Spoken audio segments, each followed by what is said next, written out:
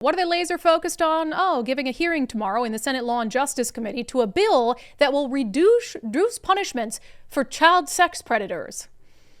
I wish I was making that up. I'm not. This is Senate Bill 5312. And essentially what the bill, it's hard for me to even share the argument they make because it's just so stupid. So they basically say not all child sex predators are created equal. They said there's a huge difference between someone who preys on a real child and someone who preys on someone online who turns out to be an undercover detective and wasn't a real child at all. They call it a fictitious minor. So they said people who were just trying to meet up with a kid online, but it turned out to be a detective, well, we shouldn't treat them like the child sex predators they are. This is a quote from the bill.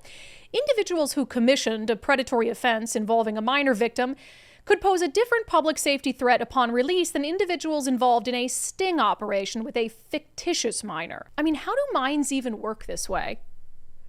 It's like whether... So what's the difference here? If you were online, and there's this one horrible case we'll talk about in a minute, and you're trying to meet with a minor to sexually abuse them, what's the difference between whether the person on the other end is a real minor or you just think they are and it's actually a detective? You're saying the same things. Your goal is the same. How is one person less dangerous than the other? It's crazy, but we know that Senator Lisa Wellman is pushing this for personal reasons because she has a friend whose son was caught up in one of these net nanny stings. And it's like a disgusting story, too. This guy thought he was meeting a mother who was offering her 6 and 11-year-old daughter and 13-year-old son for sex. So that's the kind of scum we're talking about here. It's the son of one of her friends and constituents. And this was a story broke by our friend Jason Rantz. Great work here. Democratic senator pushed softer child sex crime penalties to help friend with his predator son. So that's what they're focused on, helping their buddies who have sons who think they're meeting up with a mom who's going to sell her kids for sex. Thank God it turned out to be a net nanny operation. Thank God it turned out to be a net nanny operation. And I am sure that Senator Wellman, when she introduces this bill in front of committee tomorrow, will say similar things. But we do have clips of her testimony from last session, including this gem where she says this bill is for the children.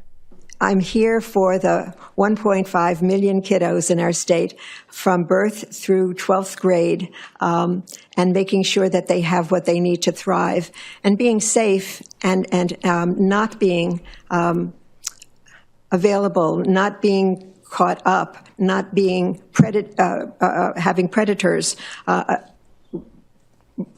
take their childhood away from them in some horrible ways, I mean, is really what we're about today with these two bills. That doesn't equate with the bill you're introducing. That doesn't make any sense. If I heard that testimony, I'd think, oh, great, she's going to introduce a bill that would increase penalties for child sex predators. No, it's a bill to decrease penalties for child sex predators.